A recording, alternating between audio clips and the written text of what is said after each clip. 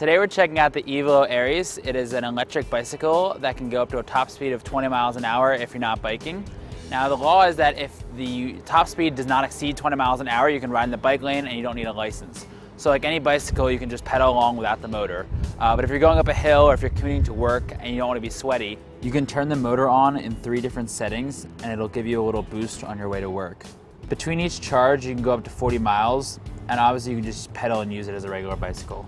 This model is one of Evelo's 3 models and retails for $2,000. This is Evelo's sportiest model. It rides a lot like a mountain bike. It feels a lot like you're supposed to be on a trail or something, and it's heavy like a mountain bike.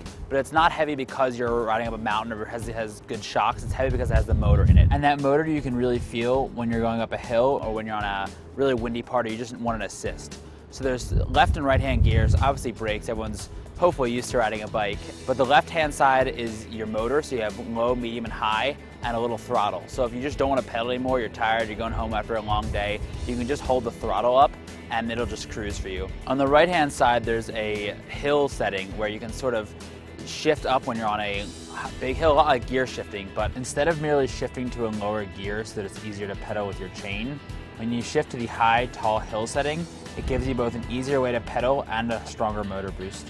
It's nice when you're just riding through, you have a gust of wind in your face in San Francisco, it's always windy, or if you're heading up a hill and you just get that little boost. You really feel it when it kicks in right away, but if you've been pedaling for a while and you have it on, especially on the low setting, you really don't feel like you're just riding a motorcycle. It's all like you're just riding a bike, but you're magically fast. And it's nice when you're in a backpack on or some kind of bag and you have I have a heavy laptop and other gear in my bag. So it's nice when you're heading to the office and you're not gonna show up all sweaty. You do have to use the assist, I think, if you're riding for any long amount of time, but that's sort of the give and take of using it. I think in terms of the seat, the pedals, the features of the bike, it feels a lot like riding a mountain bike. So it's not your road bike where you're going to ride at 100 miles in a day. I don't know if you're necessarily going to ride this for sport or for exercise, but it is a good short to medium term commuter. Well, obviously, as with most bikes and with most cars, it's all about what you want and finding the right fit for what you want. It's not your best fit if you're going to go on really long trips. I don't think anyone wants to be taking this on a highway or taking this super long distances to work every day. The battery will only last you 40 miles, so